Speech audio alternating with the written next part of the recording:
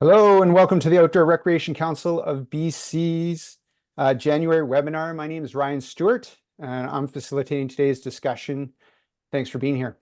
I'm speaking to you from the Comox Valley on Vancouver Island, and I'd like to start by acknowledging that I'm grateful to live, work, and play on the ancestral and unceded territory of the Comox First Nation. We're recording today's webinar and we'll be sharing a recording with you later this week. Immediately following the webinar is a super short survey. Please stick around and take it. It helps us do a better job of these webinars and cover the topics that you want to see. So, today's webinar is part of a monthly series hosted by the Outdoor Recreation Council of BC. It was made possible by the generous financial support from the Real Estate Foundation of BC. Today's webinar will include a short presentation by two of our panelists. We'll follow this up with questions and answers, and we'll wrap it up by about 3 o'clock. If you have any questions during the webinar, please pop them into the Q&A box at the bottom of your screen. We might be able to answer that directly during the conversation, or otherwise I'll try and pose them to our panelists during the Q&A session. The Outdoor Recreation Council is the only provincial voice for the outdoor recreation community in BC. It represents more than 80 nonprofit organizations and about 100,000 British Columbians. They're a diverse bunch, from anglers to dirt bikers, bird watchers to rock climbers. Their different passions merge with a shared love of the outdoors and an interest in reconciliation. The ORCBC recently surveyed its members, and they voiced a strong desire to learn more about how they can support reconciliation and be good and build good relationships with First Nations. I think this sentiment is backed up by the fact that we have a record attendance today. So let's get started. I'd like to welcome today's speakers. Roxanne Joe is the Land and Resource Project Coordinator for the Lil'wat Nation and is on the Nations Council. She's worked with many of the recreation clubs in the Pemberton area and was involved in the decision to close Joffrey Lakes Provincial Park last August and September to allow a traditional harvest. Saya Masso is the Lands and Resource Manager for the Tloquet First Nation, whose traditional and unceded territory includes Tofino and parts of Clayoquot Sound. The nation has worked in recreation access to its territory since the end of the War of the Woods in the 1990s. It funds an active guardian program through financial support from more than 120 Tofino area businesses. Thank you both for being here.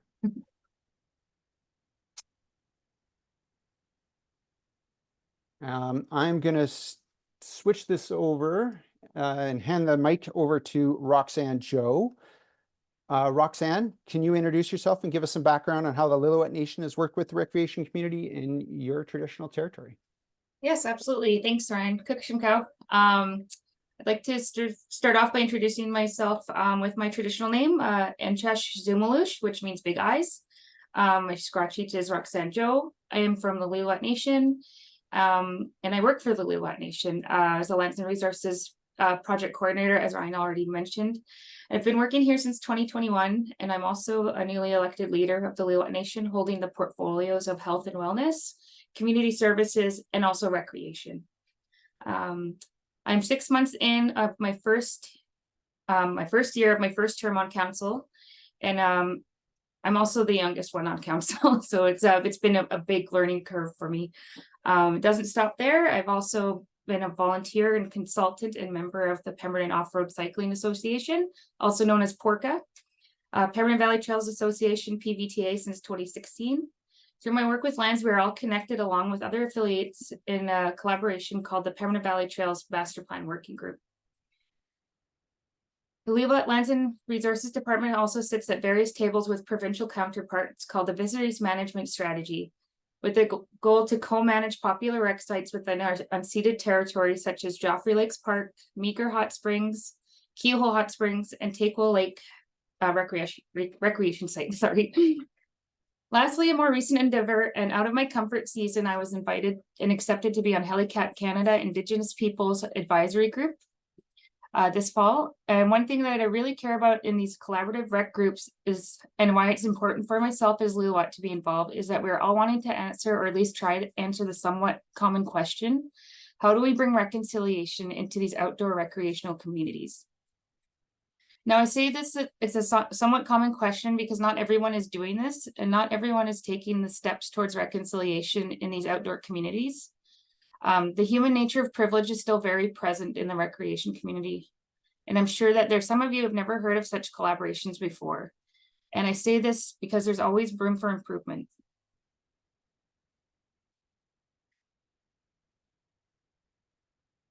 And then to answer the question, how do you want the recreation community to approach using your traditional territory and how do you want to work with us? I think we all want to be approached with respect and with consent. Nations are tired of being trumped by privilege and being an afterthought when it comes to projects and activities involving our territories. I would recommend and encourage people to educate themselves on the territory in which you recreate and get to know the community and reach out to community members. Reach out to the local Indigenous lands and resources departments or natural resource departments and familiarize yourself and your organizations with their land use plans, policies, and consultation processes. Always keep in mind that the land on which you recreate was once used for food security and survival. We never played outside. We survived outside, and those teachings of our past are sacred to us. And I think that is where the disconnection comes from in the recreation communities. One thing I found interesting working for all these trails groups we have a trail renaming project where we put our Ukamuch language into the trail networks. I found out through research that there is no Ukamuch word for recreation, and there's no Ukamuch word for trail in our language. So I thought that was pretty neat because it just is the way it is. We didn't have trails, it was just the way. It's also so important to remember that not all Indigenous communities are the same. Don't ever assume that the activities that you've done in one nation are okay in another.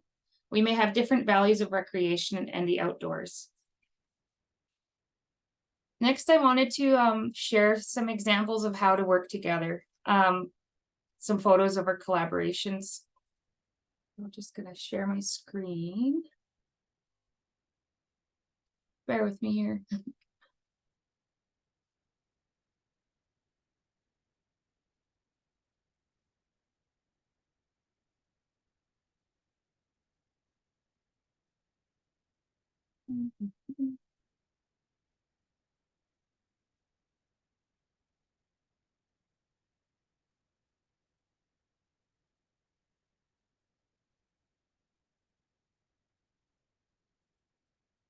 Can everyone see my screen?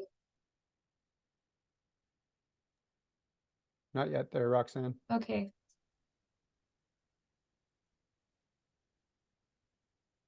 How about now? Yeah. Okay. There you go.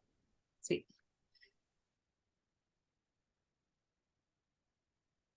So here's some photos of examples of projects we've been working on within our territory, and what I encourage others to do as well. So I would recommend initiating collaborative working groups with the nation's lands and resources.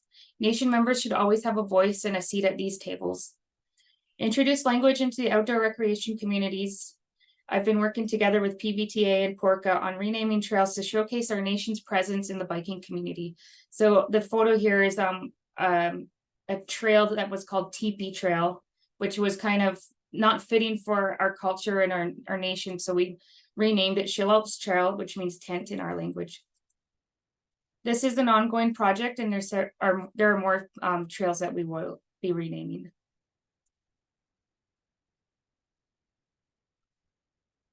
Hold ceremony and celebrate successful collaborations. Pictured here is the late Graham Haywood. This was a special memorial trail renaming project that we collaborated on, and we had held a ceremony, put a QR code on the trail so that visitors can look up the pronunciation of the trail. Yeah, that happened this summer with I believe it was the Squamish-Lil'wat Regional District.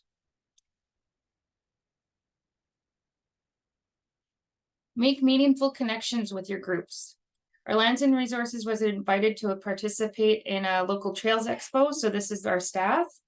It's me holding my little dog. Another example of meaningful connections between groups, Pemberton Off-Road Cycling Association allowed my colleague Tom and I to do a Lands and Resource Instagram account takeover to celebrate Indigenous Peoples Day.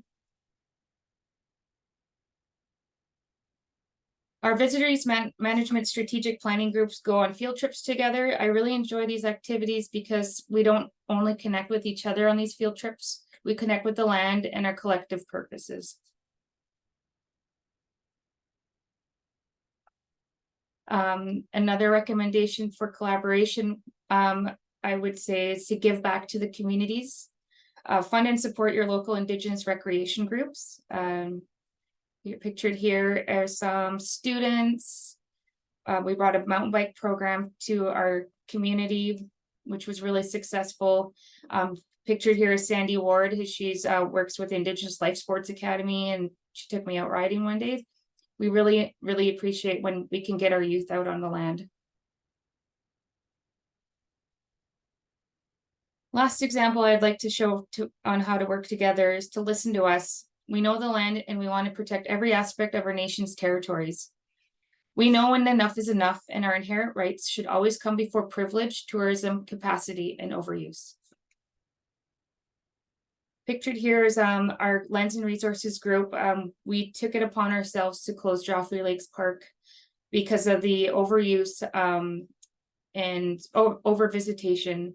And we wanted to close it during our harvest season for 2 months so that we can go pick berries and pick swamp tea. The provincial group that we were working with didn't quite listen to us. So we made the decision to close the park ourselves.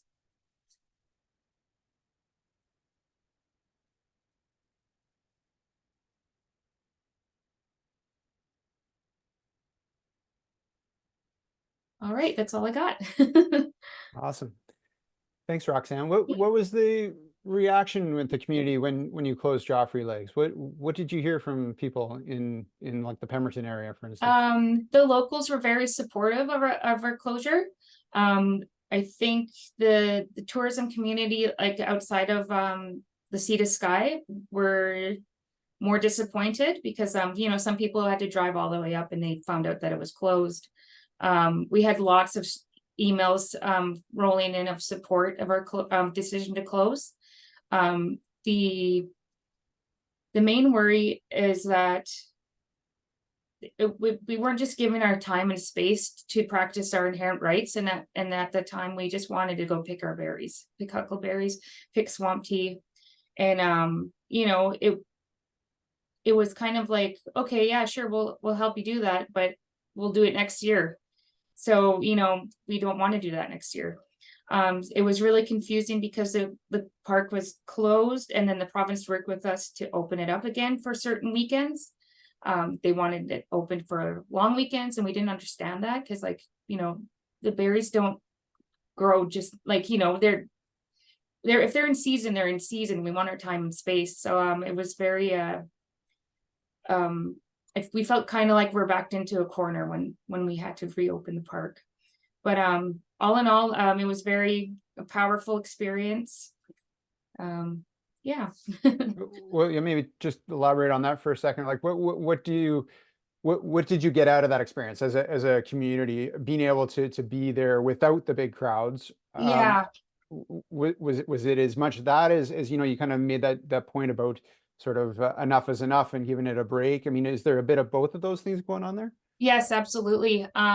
We have a lot of families that have never even been there, and we've lived here our whole lives. Joffrey Lakes Park is I should be calling it PPU, actually is the traditional name, PPU. It holds a lot of sacred value, and the park was placed there without the permission of the Lil'wat Nation.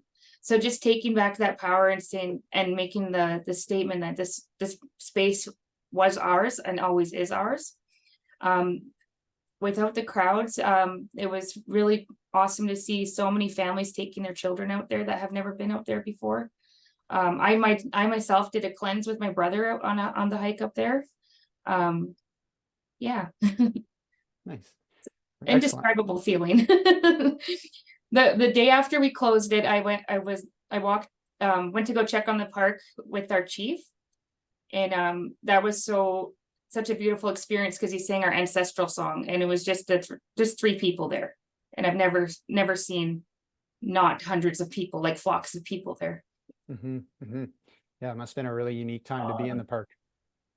Mhm. Excellent. Well, thanks a lot. I appreciate you taking that, giving us that perspective. Yeah.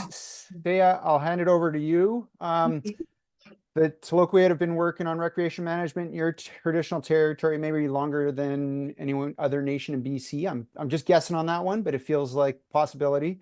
Can you take us through some of that history of recreation access and how the nation's kind of approached that? Yeah, sure. Good afternoon. I have my camera on, but I've been lagging. So if it starts to lag, just like wave at me. I'll turn my camera off, regrettably. But Uklasish Sayachpis is my traditional name. People know me as Saya Masu. I'm the Lands and Resource Director for Tloquit. I want to commend Roxanne for sharing. I can relate to a lot of what was shared. The experience of accessing sites in conjunction with other stakeholders, naming trails. We've gone through a process of renaming mountains and different things in our territory as well. And even in that, we don't name mountains after. We don't get our greatness by naming mountains or building monuments of ourselves. Our greatness comes from potlatching and feasting and feeding our people. So replacing place names that have been named in the names of random people that have come to the area is part of what's common now, is reclaiming place names. And you'll find the place names often more aptly describe what was there, like Blueberry Mountain. You go there for blueberries, or a good lookout mountain, Nutchicks or something, or a really strong river, and you go there. Yeah. So it's to everyone's benefit as we get to start to rename and reclaim the name that's been there for thousands of years. And as the names are even translated and become more aptly descriptive of what the place is. Plugwood has a tribal park program, and we are burdened with tourism packs, but yet it does have its own hurdles to overcome. I would share the same experience as Roxanne and her nation, that we've looked at areas and want to be able to remove some people for the weeks that we're going there. Float homes. There are some people that want to locate float homes in our marine waters. But it would be easier if it was a tenure that is a commercial tenure. He wants to do a floating sauna, and they have an agreement where some of the clients' funds are remitted to support stewardship and guardian programs and other benefits in the community. And then if our nation wants to go up that inlet and conduct ceremonies, we simply, the protocol for them to get approval for that sauna says that if our nation needs to go up there for a period of a few days, that they not book clients for those days, and that we be able to go there and have it usable by our people. So I share that in relation to the experience previously shared with Roxanne. We have a provincial BC Services forest campground that, much the same, we actually deactivated it. We closed it down. We worked with BC Rangers for a number of years doing cleanups at this campground. It's Rainbow Beach. It's where two lakes meet, Kennedy and Clakewood Arm meet, and there's a little Forest Services campground there. But our experience was that it was turning into a rave spot. There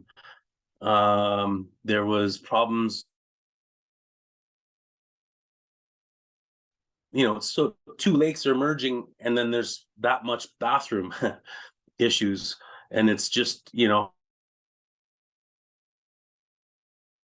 can't have a septic field that close to the water's edge. Well, I'm lagging a bit, so I'll just turn my camera off. So you need a septic tank, and it needs to be pumped and hauled every few months. Who's paying for that? It was not being managed very well, this site. Broken glass, lots of litter. For a number of years, we would have an annual contract just for 1 day a week to go and clean up garbage at this Forest Services campsite. But it's gotten to the point where it's been obvious that BC Parks has no money to properly manage the site. And so our interest has been to, we're this close to getting it classified as a, it's not manageable, or there isn't capacity in the BC Parks to keep it managed properly. And that will trigger a discussion about what deactivating the road, closing it to overnight camping, day use only. It will give us more ability to put a gate on the road and prevent people from camping down. And they drive their vehicles right on the water in the lake, right near sockeye, gravel and such. And so by having BC Rangers acknowledge that they don't have the resources to properly manage, it'll allow our guardians more tools to deactivate it. And much like Roxanne had shared, we had a contractor go and dig up a big ditch to stop people from driving into the camp. And so one of the first things we did is we deactivated the road, and we got a lot of praise locally. People were saying, thank you, Tlaokwit. We now go rough housing. Oh, yeah, it did not feel safe to our people to go there and families to go to this beauty. And it was just like loud and rough housing. Oh no. Oh, I hope the audio is coming through now.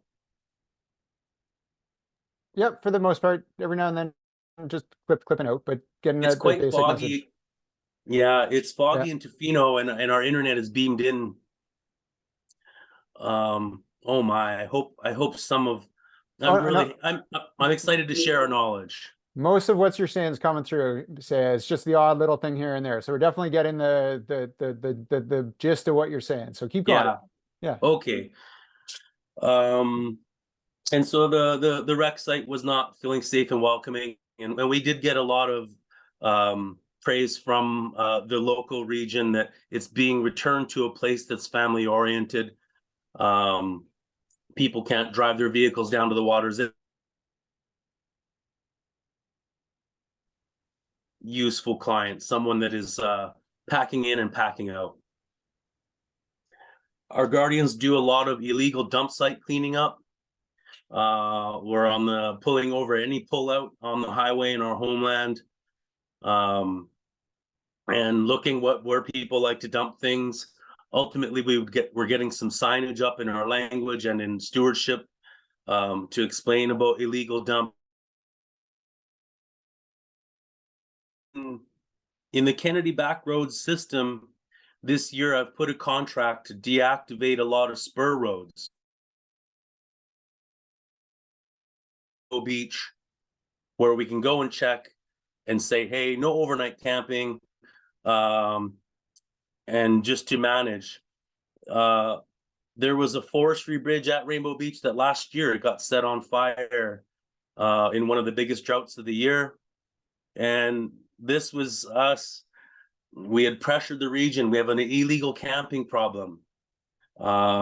It's hard to make a living wage washing dishes and live in Tofino, so people were camping in the back roads. So it's an affordable housing issue. Same with the float homes.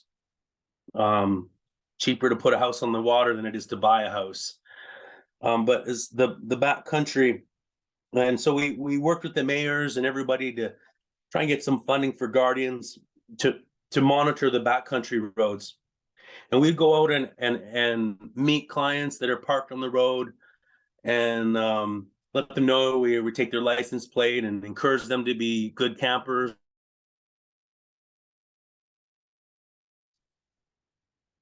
And we did that, but it was a game of about hide and go seek over 70 kilometers of spur roads. Set a bridge on fire last year, and so now this winter we're looking at deactivating all the spur roads. And then looking at accessing First Nations and working with them. And another experience, dirt bikes. You know, someone was offloading a trailer full of dirt bikes and trying to run a business of running people on quads in the logging roads. And that gets, we've asked the regional district to show us a business license and to manage it better. And we're all best practices, then say no to an industry entirely, or to at least just develop protocols where we can protect our sacred sites and to minimize that. It is one of the important things that First Nations are trying to manage is protecting resources, fisheries, rivers, medicinal plants, hunting trap lines, but no trace camping and getting people to pack things, pack in, pack out. Abolish the mindset that you can drive your Ford F-150 through a river.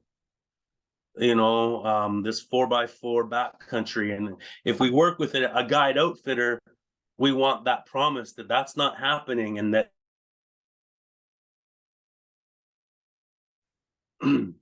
I'm hoping we're still coming through clear.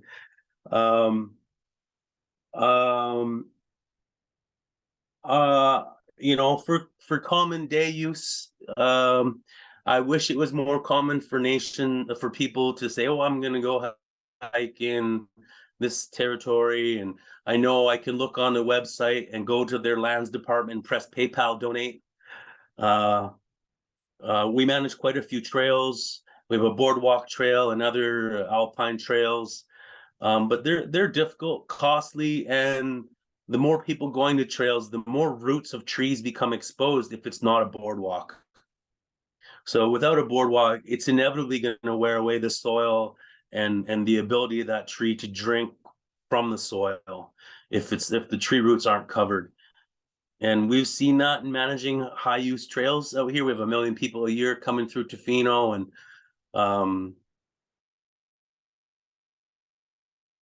old growth tree trail. But on the slippery, steeper alpine, we found a lot of damage to tree roots and a conundrum, and we're advocating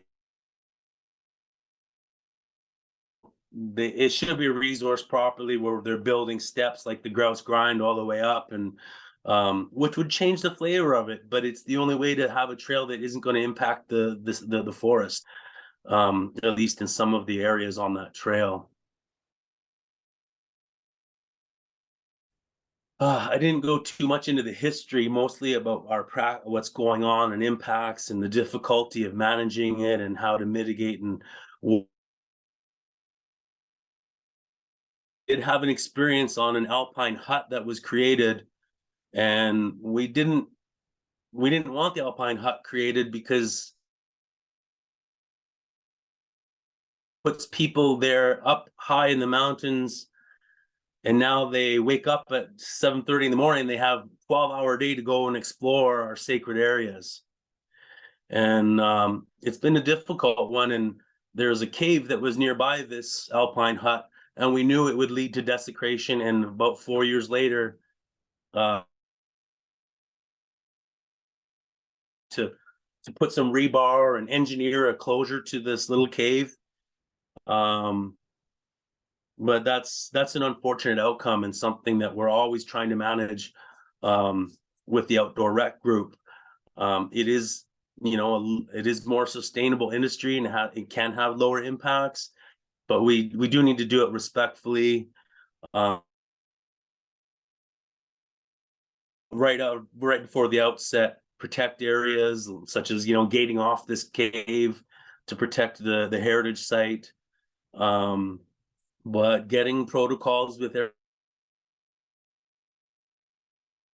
park, how to be a good client, leaving things where you found them. You're not taking things from them. I'll turn my camera off again.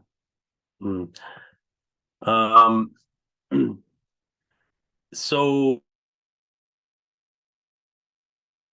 website that shows our traditional territory. It does link to all the businesses that are in Tofino that are registered as tribal park allies. And what a tribal park ally is a business that acknowledges our unceded territories. A building or something, they do so with good environmental practices. In their area of operation, if they see an environmental concern, they let our guardians know through the website. They do so through a link to our website, so we can control the narrative. And lastly, but not leastly, they seek to collect 1% from the client tribal park regional services. And we have 125 businesses in Tofino, with all their businesses. So we're not far as long as we would like.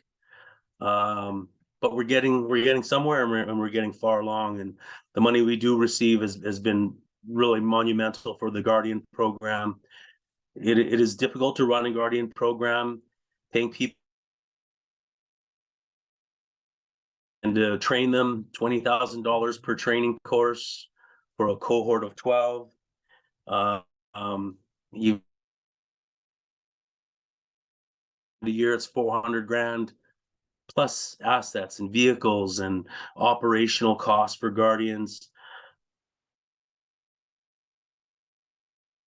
Maybe a trail building course, stream keepers courses, small vessel operators, a chainsaw course to build trails, and each of those at 12, 15, 20 grand a piece. We do want to form relationships with the users of our territories, and just seek out that donate button, you'd hope. Or if you're going to a place annually as an operator, and we'd love to donate to your culture group. Every nation has a culture group that could use money for various resources and things. We have an allies program that you can sign into, and but yeah, we hope that from this description you can hear some of the interests, and some of the work is for larger players. Like I had evicted someone off of an island that was camping on a beach on an island, because I knew that they get to now wake up. You're going to wake up and explore this island, and it's not our interest to do so. So we'd rather work with an organization to identify marine parks or a marine trail, so that, yeah, that's an approved campsite. There's one there, and you could paddle 4 kilometers to another one. But no, that's not one I have the clear right or support. Sometimes a formal process can be helpful, and ultimately establishing protocols to get in places. If you're a business, sometimes they can do a lot of the heavy lifting and mapping together. I hope I've been.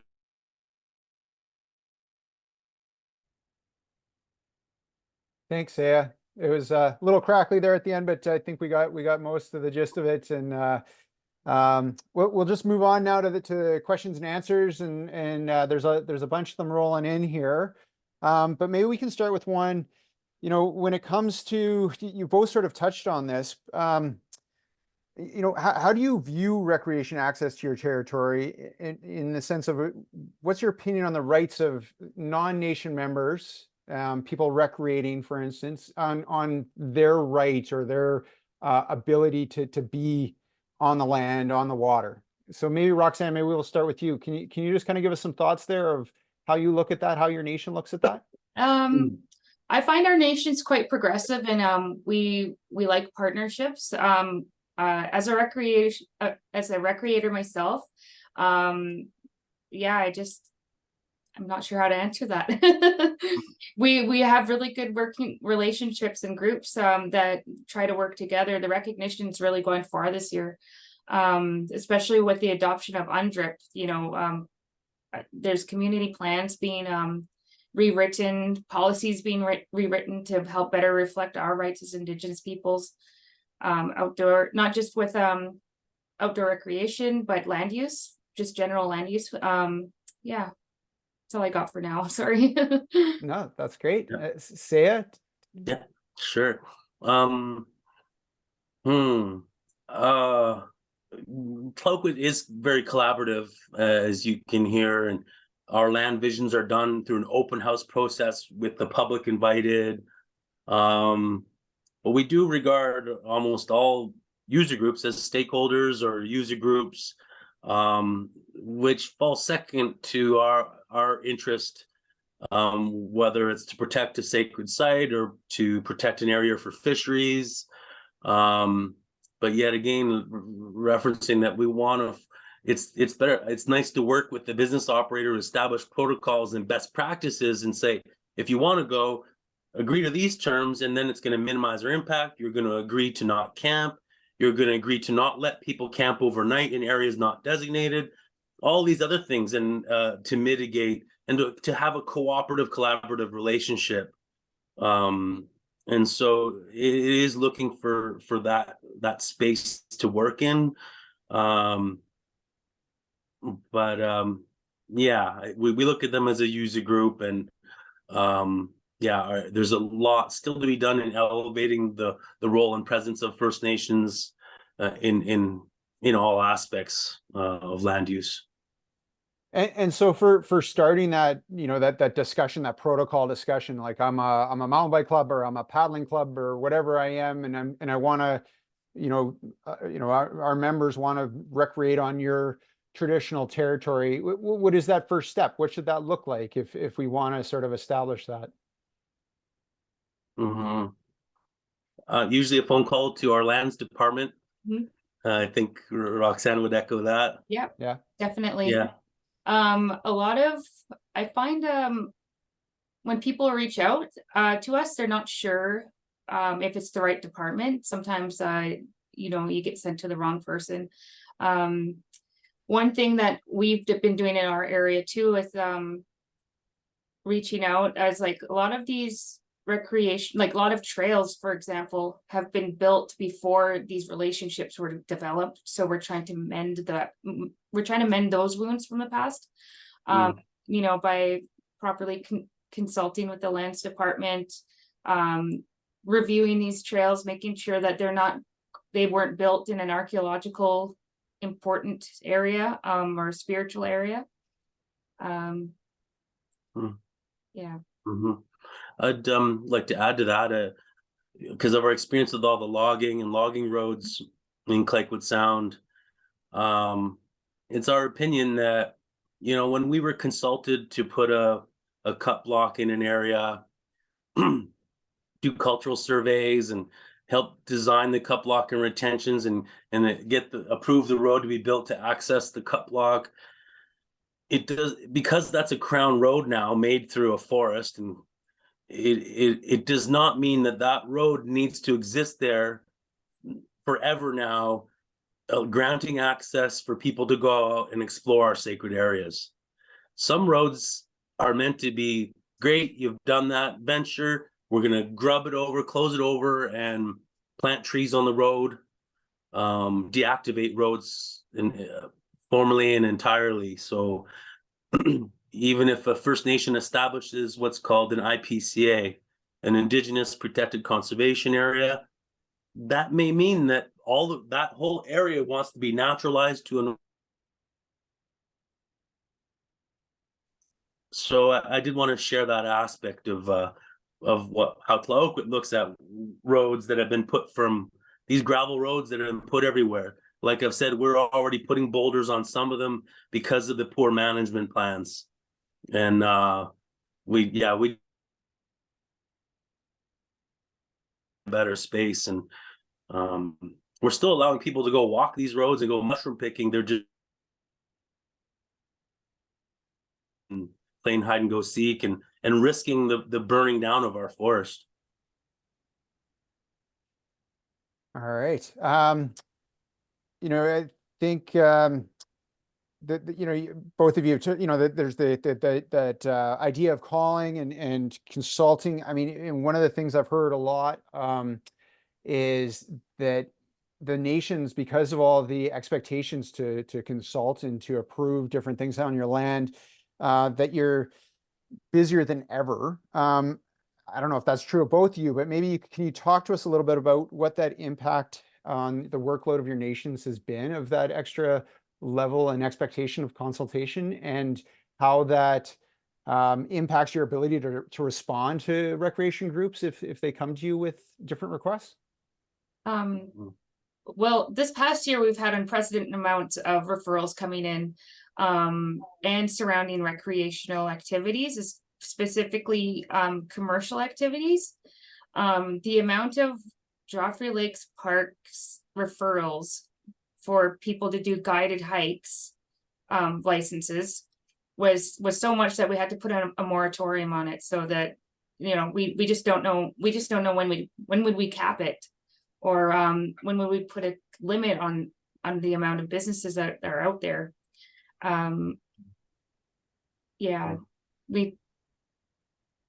It is a capacity issue. Sometimes we form agreements with these proponents, and they help us with that capacity, but it's kind of challenging when lots of recreation groups are a nonprofit. So we've come up with processes where it doesn't go through the formal consultation. They would just reach out to myself, and we do it as an administrative consultation for trail events, bike races, you name it, anything like that. Wow. Yeah, thank you, Roxanne. I certainly can attest to the workload of piecemealing every phone call or referral. It can add up.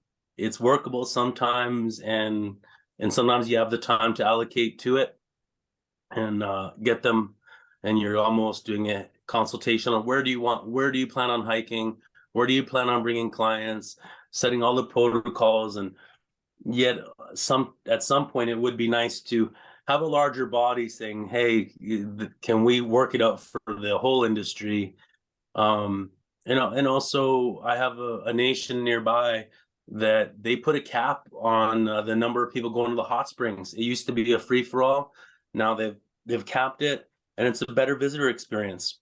It would be 120 people all trying to huddle into these little tide pools, and now they've capped it at 50 person on site at a time. So it's a much more wholesome experience up there. So I think it is about management and a larger management plan. I think once it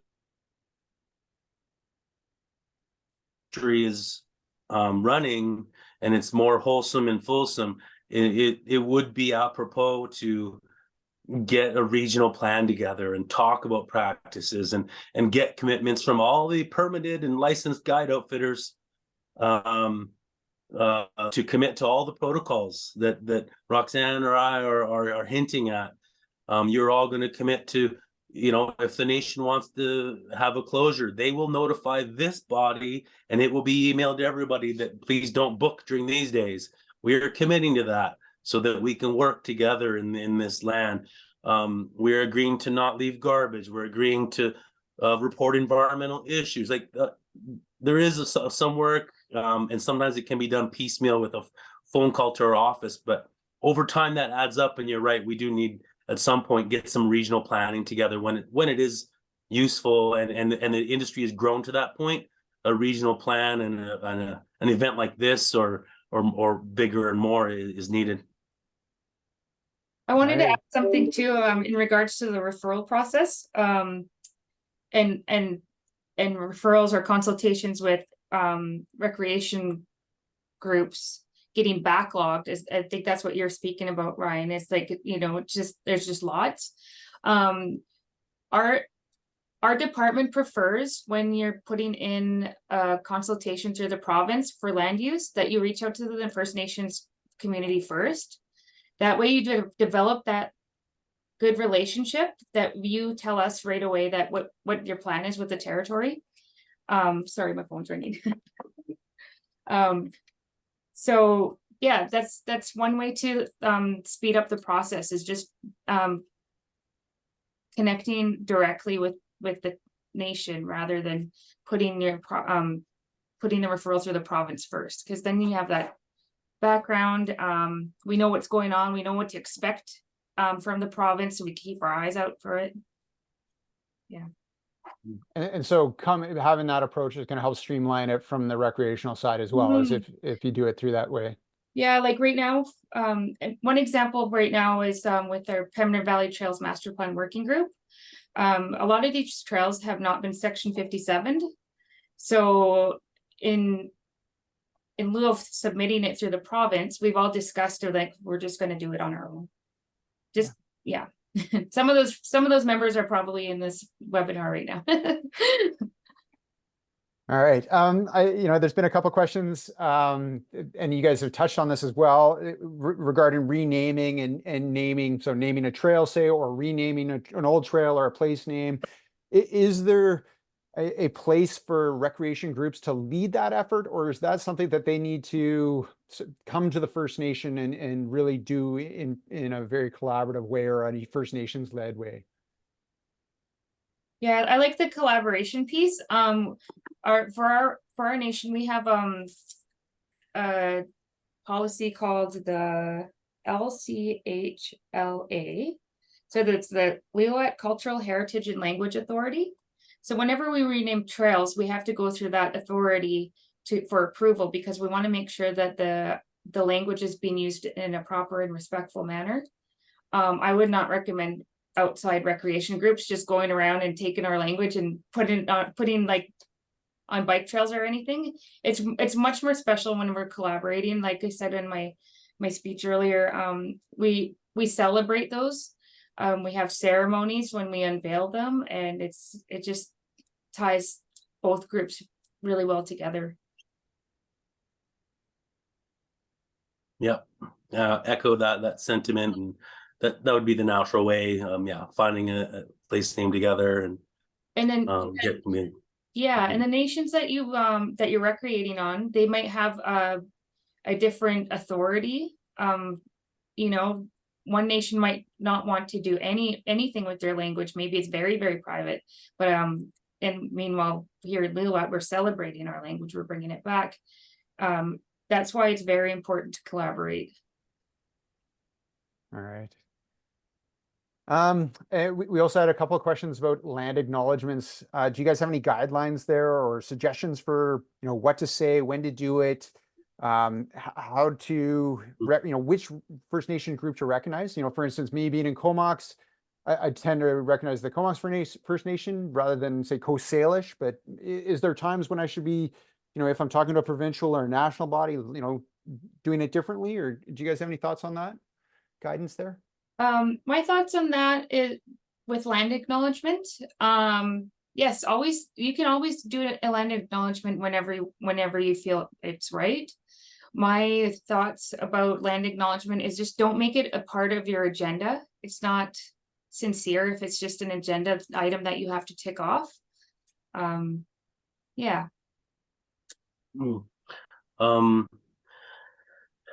Yeah, I mean, it's a good step, acknowledging the territories in front of clients and making awareness and education. But like our Tribal Park Allies program is about reconciliation. It puts, our right to benefit from our territories into practice. And this is a crown to crown relationship, but we're not sharing in any of the fees, and we have to push all the time to get our rights recognized. And rather than push and fight in court and assert on the road, we have a program called Allies. It's win-win. The money stays locally, it goes to stewardship and local hospitals and stays in the region here. But it is about our right to benefit and reconciliation and reconciliation and acknowledging place names, or doing an acknowledgement. It should be more. I've urged I have a board of directors that we're on, and they're hosting. If they were hosting a meeting face to face, not in Zoom, we had a board meeting, we could easily pay $200 for an elder to come and welcome and open the meeting with a prayer. But we're not going to do that. We're going to do a land acknowledgement and send nothing. I'm like, do the land acknowledgement and send $200 to their band office and say, we've hosted a meeting here, and we did a land acknowledgement, and we didn't reach out to do a welcome, but we're sending $200 to your stewardship or culture group. The money will go to good things, and it will be reconciliation in practice. But as an operator, acknowledge the territories to the client, and urge people to hit the PayPal button or donate to the local nation, or find that relationship, so that it is more than just territorial acknowledgement, that it's a living thing. Mm-hmm. That's a really good point, Saya. With our local groups here, we the land acknowledgement is a piece when they're having recreation events. Another thing is that sometimes they offer space for our youth to be a part of those events, which is a very huge acknowledgement. And yes, donating to their local clubs. Yeah.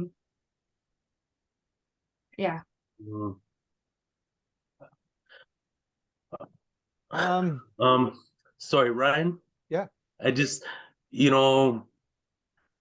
oh boy, it's just so compelling. I hope a lot of the users, I know we have the right mindset of people that want to respect the land and the stewardship that First Nations have done, and acknowledging unceded land,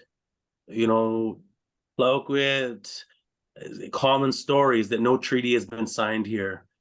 Canada obtained certainty to land all the way across Canada, but they stopped making treaties in 1854.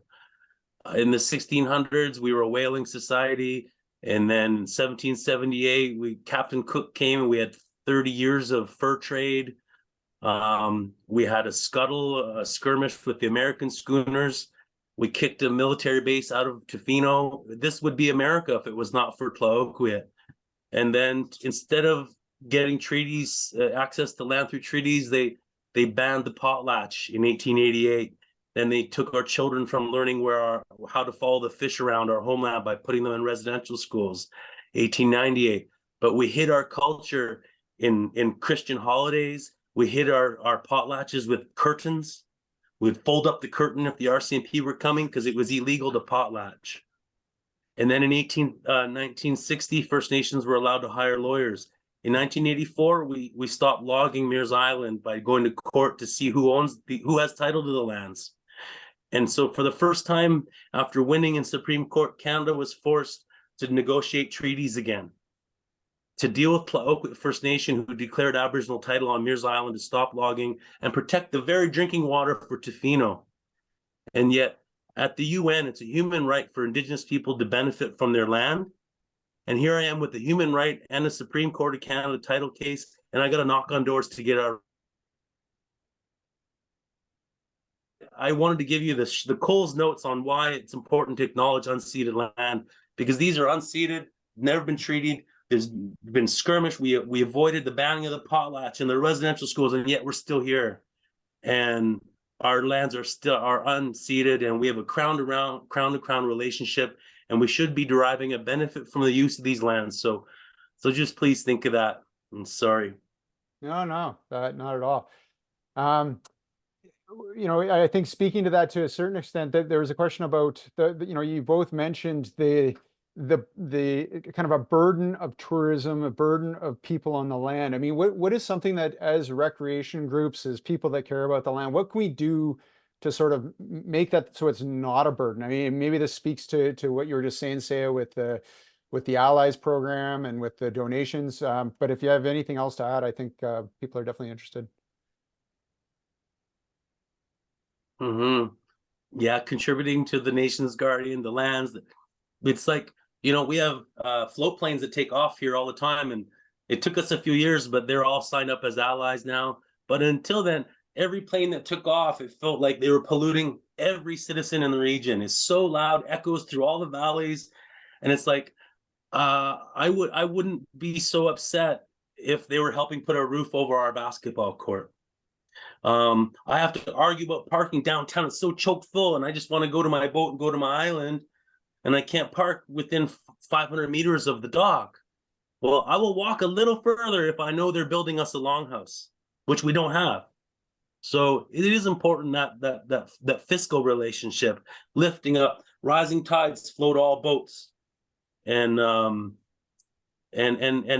your business, while it's here benefiting from accessing the Indigenous unceded land, while you're here, something should be left behind for the grandchildren, and don't feel bad about that. Because your business can go and then they can move to Toronto and leave whenever they want. But the First Nation will still be here trying to mitigate and rebuild their rivers and open their clam gardens and whatever else. So supporting stewardship does go a long way to mitigating. There are impacts on trails, like you say, or like I was hinting, the roots of trees become impacted the higher use trails are. So supporting guardians to help build the trail and mitigate and the trail can go a long way. With our area, we like to do educational campaigns. Indigenous groups are we're very much about the seasons, and if you're recreating in a season where we're having to harvest, it's always good just to be educated on that and avoid certain areas and give time and space. For instance, there's one mountain biking trail that's near a mushroom patch in the fall. One of the biggest mountains, the most popular mountain, used to be a hunting area. So we did a campaign like, don't go mountain biking early in the morning or late at night and wear bright colors, because there could be some of our people out there hunting right now. Yeah, just being aware of the seasons, specifically harvesting, avoiding certain areas if there's ceremonies going on. I think that's the best way to lower the impact, and we could all then we could all enjoy the spaces together if we just, make everyone aware of that. And is there is that a discussion to be had, say between a recreation group and the nation to sort of let their membership and their community know? Yeah. Yep. So Pemberton Valley Trails Association, they have social media page, and that's where we do the campaigns when we're, discussing. This was the first year we've actually done it. I brought awareness that, it's hunting season. Like I'm hearing from my people that they're annoyed that there's mountain bikers all over the Mackenzie Basin, and they can't go hunting because people are scared of this native person with a gun in the middle of a bike trail, right? So just being mindful of certain things like that. Or one request where there was a bike race happening through a spirited ground. So that means it's kind of a protected area, and that bike race was going to happen during a berry picking season. So obviously we're not like, I was like, no, you can't do that. You just leave it time and space, right? Yeah. All right. Well, we're getting close to our cutoff time here. I thought I'd just close off here just by opening it up to either of you to any last little bits of advice or thoughts on how recreation groups and recreationalists can be allies, and one piece that they could do right now, or one thing that you can think of that they could sort of further that relationship. Go ahead, Sam. Okay.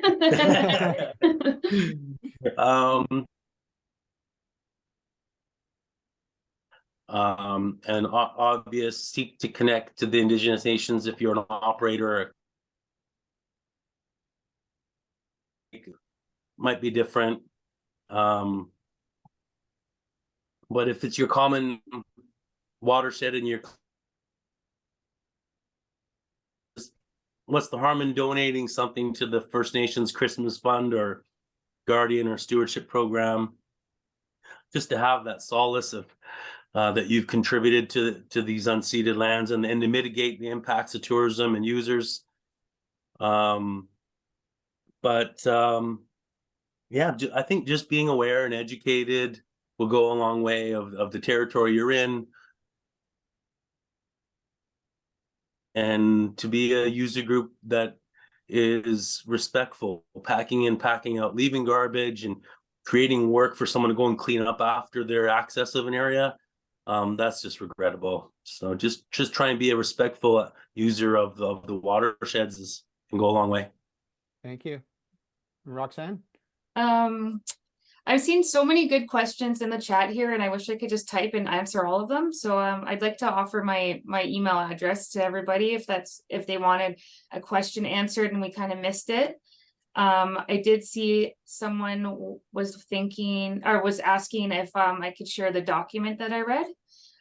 So I'm happy to share that as well. I'll just edit it and I can send it out. Yeah, we can do that for you, Roxanne. Send that out Okay. and include your contact info, and to everybody that was Yeah. here today, we'll do a follow up with the recording and all that sort of stuff. So we'll Thank include you. all Yeah, that. for sure. I'll provide you what I read today too, because it's good. It's got a list of, it's a nice list to refer back to. Yeah. And as for closing, I'd just say, just lead by example. People are always watching, especially the youth. Yeah, lead by example, be an ally. I wanted to share an Instagram post that I did in this past summer, that kind of just, I guess, animates that. Hang on, I gotta share my screen. We had reopened the Joffrey Lakes Park on Truth and Reconciliation Day. And I hiked up to the third lake with a friend of mine. You guys see it? Nope. So I'm going to read you my post that I did on Truth and Reconciliation Day. Roxanne, it's not sharing. Okay. Oh, there you go. Okay. Yep. Thank you. So this is my reflection on Truth and National Truth and Reconciliation Day this past year. Since my experience and participation in closing this park in August, it was important for myself and for my spirit to hike Pipiu Joffrey Lakes this morning and make it back down in time for a pipe ceremony hosted by our Lil'wat Lands and Resources. We are all aware that the path to truth and reconciliation is a difficult trail to hike, much like the difficulty of the trail hike to the third lake of Pipiu. My reflection of today is gratitude to my best friend Sarah, who I invited on this hike. I otherwise would have hiked it alone. This hike symbolizes and reminds me that this difficult path of reconciliation does not need to be traveled alone, and that there are allies out there who know the truth, willing to help and learn and heal with you. My hope for the future generations is that everyone has an ally and a friend to help us get through these horrors of the past. In the words of our chief, you can't unknow what you know. Kukshum Kal. That's great. Thanks for sharing that, Roxanne. Thank you. All right. Well, thank you both for all your insights and thoughts and for sharing so much with us. Really appreciate it. And thanks to everyone in the audience for joining us. This webinar is part of a monthly series, and the best way to stay to find out what the topic is for February and keep up with these sorts of things is to subscribe to the Outdoor Recreation Council of BC's newsletter. You can do that on the website. As I mentioned, we will be sending a recording of this webinar later this week with a little bit of a synopsis and takeaways from what Roxanne and Saya have shared with us today, including some of the Roxanne slides there. And right after we hang up here, a survey is going to pop up. Please do stick around and fill it out. It's a great place to let us know about anything you wish we'd covered today, any topics that that we didn't get to that you'd like to get answered, and anything else you'd like us to tackle in the future. Thank you very much, and I hope everybody has a great day. Thanks again for joining us. Bye. Bye.